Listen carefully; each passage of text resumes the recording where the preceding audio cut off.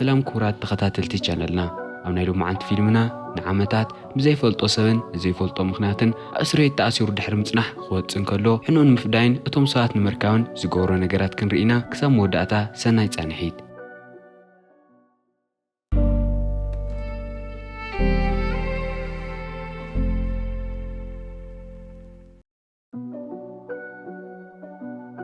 فيلم ناس جمر جوز توهالة أحد ناقل لتكال سرح كل عمتا مئات بحال قالوا زلتو ودنا رأينايو جو ننوح جيزة تفاتحو بينو سلات سانحة أنشتم إلاش نافتنا لإزركب جو بتعم تنادادن مستزوزح كلوز فوتي بصبغ صاي زي فلات سويو حد جيزة جو اتسرح له تكال نحد عميل مسؤوم نخسرح نخأمن يسدد جو نافت أخي واخيدو نتعامل بزقبع جيرو يأمنو نتعامل ناشنتو يتسيو مسكده جو مسويتو مجاني جاني جمر كأو حليفو إننا نخاخ أنكلو اتعامل تمليش يرو أمامو تناديدو نجو مستتعرفه ببوكسي وقعو دحرت أخيوا جو بسراحو تناديدو بتعام سخيرو أو ترجع ناتفقنا خديت أنه نحدث أبي من قد أتيو نجوزو ناتملسن كلون زناوي جمر ما يتقلقيو نحد نايتشاك زبال عركو باركيدو نخأتيو ينقرو جاهجن ماشيو اتبار عتيو سلزنورن جو سخيرو سلزرؤيون كأتو يدلين جو كم زي خفتو فديتو نتشاك تتعرفو نجوزو ناتملسه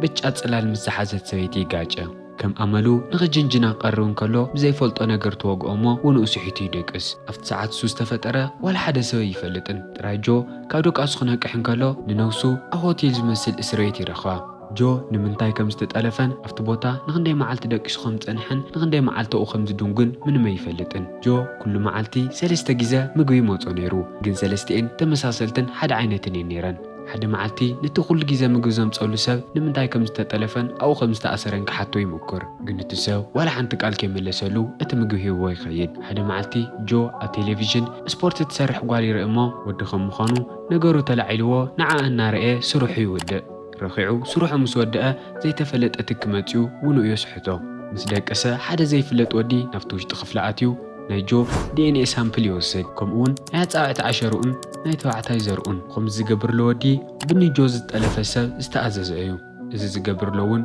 جو نتانا يقدم سويتو عمي سقطي الوازل نحسو تاريخ فتر سلز دلي أيو أفتسقط المعالتي جو على التلفزيون نتانا يقدم سويتو تعمي ساخم استقتلت زنقر زينا يسمع اتخلت عمتا نارت قوالو مياون منقست نخعبها خمزو سدا يرئي أفت زحلفة معلتي كاو بزتو سدا ناي DNA كالوت سامبلاتن نتانا يقدم سويتو دفيرو زغتلا نسو مغانو أفت زيناي نقر كوم إلون جو نمنتاي أو خمسة أسرن كيفلتا بزح عمتات يحلف كعبر سلس جمرون نتا مترأس قدس إلو كم سوكو قعاي جمر حدا معلتي جو صحلان جوانا وكفلو تأتمو ززانا قعونا قرب مركاو بتعمي حقوس قلوتون قاردتات نتان جوان ندقان نغنا ددو طويسوم يمصلو ازم سرعيون جو نامت الرشا حزن مخنياتو أفتا أسرويتو نسا بجيكة تنناتو كالي منم نقري نورون زغلو أمنا زمرورو جو مكرو نمودا هيوتو نغطفئ حسل قمبزقر منقدي اتوز أسورسو ماتيو يدحنو نجو كسر مبر كماود زدليوي يمسلون دحر بوزح عمتات جو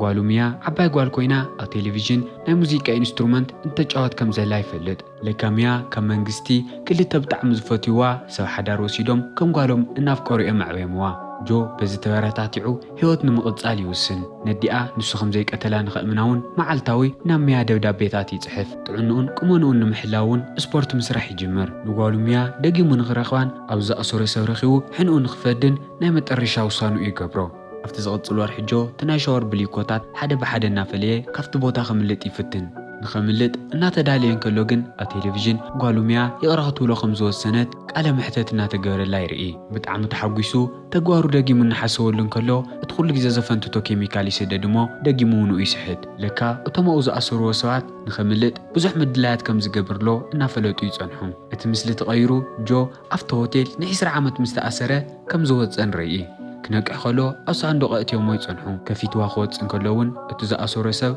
موايلن بزح قرشين كم زهاو يرئي برحقتون اتاقد مع أسر عامت رخواز نارة تلال زحزت سويتي إنا خدت يرئا الناس عوان كلوغن كوعشو زجاوتو ساعات حماق زحسو كونو سلستر يوم نتاقوال ككلا خلو بمحساب أما نايقود قطوو جو أسر عامت بزح نازلت أنا سلزحلفو نتو مودات كلهم قطقطوم من ما يتجگرن گنوم مونگو اتا بچات لا زحز سويتي دقي ما تطفئو እናጎየ እናዓለሻ ይጸንሕ እሞ ብጫ ጽላል ዝሓዘ ሰብ ክርኢ እንከሎ እናጎየ ይሕዞ ግን እሱ ካሊእ ወዲ ኮይኑ ይጸንሕ ጆ ሕርቃኑን ንደቱን ኣብቲ ጽላል ዝሓዘ ሰብኣይ ከውፅኦ ይፍትን ግን ሜሪ ዝተባሃለት ጓል መፅያ ንኽረጋጋዓን ጠጠው ንኸብልን ትነግሮ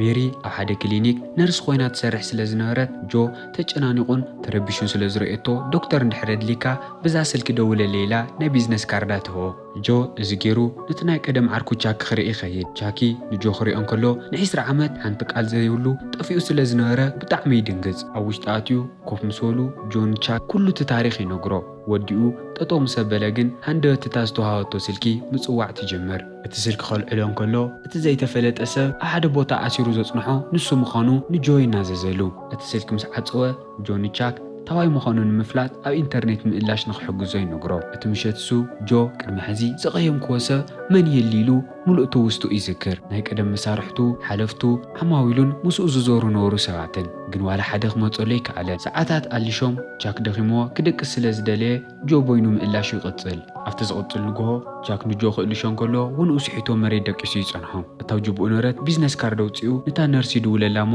ንጆ ክትንከባኸቦ ትመጽእ እሱ ደቂሱ እንከሎ ክትስእ እናተጸበየቶ ሜሪ ዝኣከቦም ደብዳቤታት ንመን ከም ዝጸሓፎም እናርአየ ትጸንሕ እቲ ደብዳቤ እውን ን20 ዓመት ኣሲርዎ ዝጸንሐ ሰብ ኣብ ምእላሽ ከም ዝርከብ ብደንቢ ገይሩ ይርዳኣ እዚ እናገበረት እንከላ ጆ ካብ ድቃሱ ይነቅሕ እሞ ደብዳቤኡ ስለ ዝረአየሉ ተናዲዱ ካብ ኢዳ መንጢሉ ኣብ ሓደ ቦታ ኣኪቡ ይቕምጦ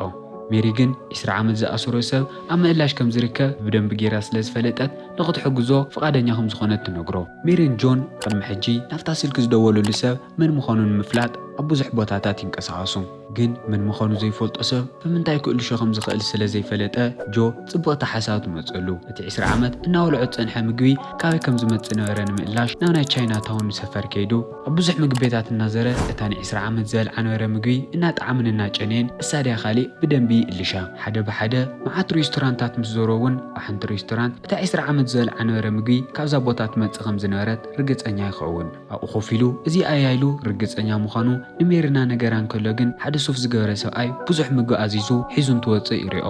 ሳይክል ገይሩ ነቲ ምግቢ ዝኣዘዘ ሰብኣይ ስዒብዎ እንትኸይድ ናፍቲ 20 ዓመት ዝተኣሰረሉ ሆቴል ይህፅሕ ማርቴሎ ሒዙ ኣብቲ ኣፍ ደገ ንዝፀንሖ ሰብኣይ ቀቲሉ ናብ ውሽጢ እናፈተሸ ይኣቲ ብዙሕ ከይጸንሐ እውን ናይቲ ድርጅት ዋርዳ መራሒ ምስ ዝኾነ ቼኒ ገጽ ንገጽ ይራኸብ ጆ ንቼኒ ኣብ ሓደ ጣውላ ኣሲሩ ወይ ክሳድካ ክንቃዕካዮ ወይ ንዓይ ክትኣስረኒ መን ከም ዝኣዘዘካ ንገረኒ ኢሉ የፈራርሖ ቼኒ ግን መን ከም ዝኣዘዞ ምንም ኣይፈልጥን ቆጥሎ ምሰለ ቼኒ ንጆ እቲ ዝጠለፈካ ሰብ ዝተቐድሐት ቪድዮ ላርአያ ኢሉ ይነግሮ እቲ ቪድዮ ክብልዖ እንከሎ እቲ ዝጠለፎ ሰብኣይ ንቼኒ ን20 ዓመት ምክንያት ከይነገረ ኣብኡ ንኽጽንሖ ከም ዝነገሮ ይርዳእ እዚ ምስ ገበረ ጆ ካብቲ ቦታ ንኸምልጥ ንቼኒ ከም መከላኸሊ ሒዝዎ ይወፅእ ምክንያቱ እቶም ብዙሓት ጋርድታት ንቼኒ ከድሕኑ ኣብቲ ኣፍ ደገ ተሰሊፎም እዮም ነይሮም ጆ ነቶም ጋርድታት እንድሕር ቅርብ ኢሎሞ ንቼኒ ከም ዝቆትሎ እናፈራርሖም ይጸንሕ ግን ሃንደበት ቼኒ ካብ ናይ ጆ ኢድ ምስ ኣምለጠ ነቶም ጋርድታት ክገጥም ይግደድ ኣብ መጨረሻት ባእሲ ጆ ዋላ ብዙሕ ተጎዲኡ ይጽናሕ ንኹላቶም ቀጥቂጡ የውድቖም ጆ ካብቲ ቦታ ክወፅእ እንከሎ ውንኡ ክስሕት እናተዳለየ ይጸንሕ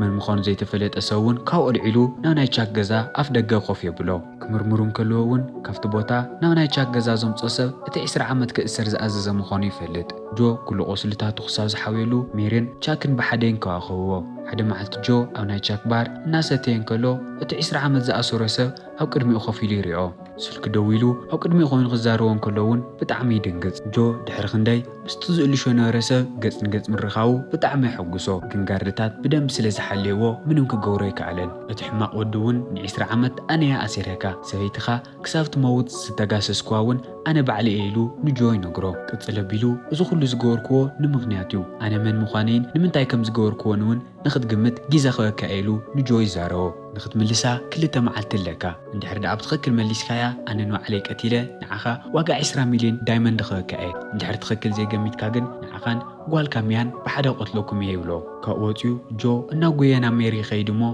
ናይዚ ሕማቕ ሰብ 2 ሕቶታት ንምምላስ ንኽትሕግዞ ይሓታ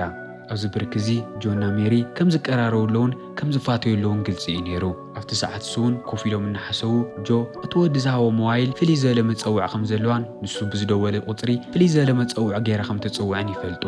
እቲ ናታ መፀውዒቱን ኤቨርግሪን ምስ ዝበሃል ቤት ትምህርቲ ርክብ ከም ዘለዋ ይፈልጡሞ ንምፍታሽ ናብቲ ትምህርቲ ቤት ክኸዱ ይውስኑ ግን እቲ ትምህርቲ ቤት ግን ኣመና ርሑቕ ስለ ዝነበረ ብጣዕሚ ይድብሮም ኣብ መንገዲ እንከለውን ጆ ኣብ ቁልዕነቱ ኣብቲ ትምህርቲ ቤት ከም ዝተምሃረን ንሱ ምስ ወፀ ግን እቲ ትምህርቲ ቤት ከም ዝተዓፅወን ንሜሪ ይነግራ ሙሉእ ለይቲ ትጉዕዝ ሓዲሮም ኣብቲ ቦታ ክበፅሑ እንከለዉ እቲ ጋርድ ምእታይ ከም ዘይፍቀድን ከእትዎም ከም ዘይኽእልን ይነግሮም እቲ ጋርዲ ክድቅስ እንከሎ ለይቲ ንኽኣትዩ ወሲኖምን ክሳብ ዝፅልመት ኣብ ቀረባ ዝነበረ ሆቴል ንኽመሺ ይፅበዩ ኣብቲ ዝፅበዩሉ ነበሩ ሆቴል ሜሪ ካብ ሻወር ክትወፅእ እንከላ ጆ ብኣ ኣመና ይሰሓብ እሞ ኣብቲ ሰዓት እንታይ ከም ዝተፈጠረ ምግማት ትኽእሉ ኢኹም ለካ እቲ ሕማቕ ዝሓሰበ ሰብኣይ ብካሜራ ገይሩ ይከታተሎም ነይሩ እዚ ኩሉ ዝደልዮ ነገር ስለ ዝነበረ እቲ ምሸት ምስ ኣኸለ ጆና ሜሪ ናብቲ ብላይብረሪ ኣትዮም እቲ ዝደልይዎ ነገር ምእላሽ ይጅምሩ ንዝተወሰነ ሰዓታት እናኣለሹ ምፀንሑ ጆ ኣብቲ ሆቴል ን20 ዓመት ዝኣሰሮ ሰብ ኤድሬን ዝበሃል ምዃኑ ይፈልጥ ናይ ኤድሬን ስድራ ኣብቲ ሃገር ካብ ዝፍለጡ ሃፋትም ዓሌት እዮም ነይሮም ግን ሓደ ግዜ ሁላቶም ይሞቱ እሞ ኤድሬን ጥራይ ይተርፍ ጆ ንኣድሬን ኤሜንዳ ትበሃል ንእሽተይ ሓፍቱ ከም ዝነበረቶም ዝዘከረ ብሰንካ 20 ዓመት ከም ዝተኣሰረ ይፈልጥ ለካ ኤሜንዳ ኣብ ትምህርቲ ብብዙሓት ሰባት ኣመናቲ ድንደንያ ነይራ ጆ እውን ሓደ ካብቶም ደንደንታ እዩ ነይሩ ሓደ መዓልቲ ኤሜንዳ ኣቦኣ ክደፍራ ክብል ጆ ብርሕቐት ይርኢ ኣብቲ ዝቕፅል መዓልቲ ጆ ንትምህርቲ ከይዱ ኤሜንዳ ንቦኣ ኮኔላ ከም ዝቐረበቶን ኩሉ ዝተፈጠረ ነገር ብፍቓዳ ከም ዝነበረን ንኩሉ ሰብ ይነገር ብሰንኪ ጆ እውን ኤሜንዳ ኣብቲ ትምህርቲ ቤት ብጣዕሚ ትፅላእን ኩሉ ዝፍንፍናን ሰብ ትቐየር ኣብታ ሰዓት ንሳ እውን ጆ ኤድሬን ንምንታይ 20 ዓመት ከም ዝኣሰሮ ይፈልጥ ምክንያቱ እውን ንንእሽተይ ሓፍቱ ኤሜንዳ ኣብ ትምህርቲ ቤት ንነዊሕ ግዜ ደንደና ስለ ዝነበረ እዩ እዚ ምስ ፈለጠ ጆ ንኤድሬን እቲ ዝረኽቦ መልሲ ክነግሮ ይኸይድ ሜሪ ንኸይቕተል ስለ ዝፈርሐት ንኸይኸይድ ትልምኖ ጆ ግን ምንም ከም ዘይኸውንን ተመሊሱ ህይወቶም ብሓደ ሕጉሳት ኮይኖም ከም ዝነብሩን ቃል ኣቲላ ይኸይድ ኣብ መኪና ተሰቒሉ እናኸደ እንከሎ ኤድሬን ጓሉ ንጆ ዝኾነት ሚያ ተኣሲራ ቪድዮ ይርእዮ ጆ ሚያ ኣብቲ ጉዳይ ምንም ኢድ ስለ ዘይብላ ንኸይጎድኣ ንኣድሬን ይልምኖ ኣብ ናይ ኣድሬን ገዛ ምስ ኣተየ ጓለይ ሚያ ኣበየላ ኢሉ ንኣድሬን ይሓቶ ሃንደበት ግን ናይ ኣድሬን ቦዲጋርድ ምስ ጆ ምበኣስ ትጅምር ቅድሚ ሕዚ ብተደጋጋሚ ዋላ ሲዕራቶት እምበር ጆ ሕዚ ዝበለፀ ጠንኪሩ ስለ ዝፀንሐ ብቐሊሉ ይቐትላ ድሕሪ ደቓይቕ ኣድሬን እተን ክልተ ዝሓለፈ ሕቶታት ደጊሙ ንጆ ይሓቶ ጆ እውን ንስኻ ኣድሬን ኢኻ ንኣይ 20 ዓመት ዝኣሰርካን እውን ብዛዕባ ሓፍትኻ ሕማቕ ዘረባ ኣብ ትምህርቲ ቤት ስለ ዝተዛረብኩ ኢሉ ይምልሰሉ ኣድሬን እውን እቲ ትኽክለኛ ምክንያት ይነግሮ ኤሜንዳ ብዛዕባ እቲ ጉዳይ ኩሉ ሰብ ፈሊጡ እናተዛረበ ምስ ረበሻ ካብ ገዛ ምውፃእ ሓዲጋቶ ኣብ ክፍላ ተዓፅያ ምውዓል ጀሚራ ካብኡ ዝኸፍአ ግን ኣቦኣ ብጣዕሚ ሓፊሩን ሓሪቑን ስለ ዝነበረ ማንም ሰብ ዘይተፀበዮ ነገር ገይሩ ኣብቲ ገዛ ዝነበሩ ኣባላት ስድራ ቤት ኤሜንዳ ወሲኽካ ንኹላቶም ቀቲልዎም ኣድሬን ምስ ተረፈ ግን ንጆ ሕናኻ ክትፈድለካ ኢሉ ነጊሩ ንባዕሉ ይቐትል ፀኒሑ ኣድሬን ንጆ ብዛዕባ ሚያ ዝነግረካ ነገር ለኒ ኢሉ ሒዝዎ ናብ ሓንቲ ክፍሊ ይኸይድ ለካ ጆ ጓለይ ሚያ እያ ኢሉ ዝሓስባ ነበረት ጓል ታራ ብኤድሬን ዝተኸፈላ ተዋኒት እያ ፀኒሑ ኣድሬን ትኽክለኛ ሚያ እዚኣ እያ ኢሉ እንተርእዮ ሜሪ ኮይና ትፀንሕ ጆ እዚ ኩሉ ፍቕሪ ዘሕለፈ ምስ ጓሉ ምዃኑ ምስ ፈለጠ ብጣዕሚ ይርበሽ ኤድሬን ከምዚኣ ገይሩ ሕንኡ ንክፈዲ ንዓመታት እናሓሰበሉ እዩ ፀኒሑ ንሚያ እውን ሽማ ሜሪ ገይሩ ዝቐየሮ ኮነ ኢሉ እዩ እዚ ዝፈለጠ ጆ ናይ ልቡ ሓሪቑ ብጣዕሚ ይናደድ ንጓሉ ብዝገበሮ ነገር እውን ሕፍረትን ጥፍኣትን ይስምዖ ጆ ንኣድሬን ኣነ ኣቦኣ ከም ዝነበርኩ ንሜሪ ፈፂምካ ከይትነግራ ኢሉ ይልምኖ ኣድሬን ሕንኡ ፈዲዩ ወዲኡ ስለ ዝነበረ ሽጉጥ ኣውፅኡ ንባዕሉ ይቐትል ኣብቲ ዝቕፅል መዓልቲ ጆ ካብ ኣድሬን ዝተቐበሎ ብዙሕ ኣልማዛት ሒዙ ናብ ቼኒ ይምለስ ብዝገርም ኩነታት እውን ንዝተረፈ ዕድሚኡ ኣብቲ 20 ዓመት ተኣሲርላ ነበረ ናይ ሆቴል ክፍሊ ዓፅዩ ንኸቕምጦ ይነግሮ ፊልምና እውን ከምዚ ኢሉ ይውዳእ ፈቲኹምዎ ትኮኑ ተስፋ ይገብር ንቻናል ሓደሽቲ ኮይንኩም ሳብስክራይብ እዚ ቪድዮ ድማ ላይክ ኢልኩም ሕለፍዎ ደጊምና ክሳብ ንራኸብ ሰናይ ፅንሒት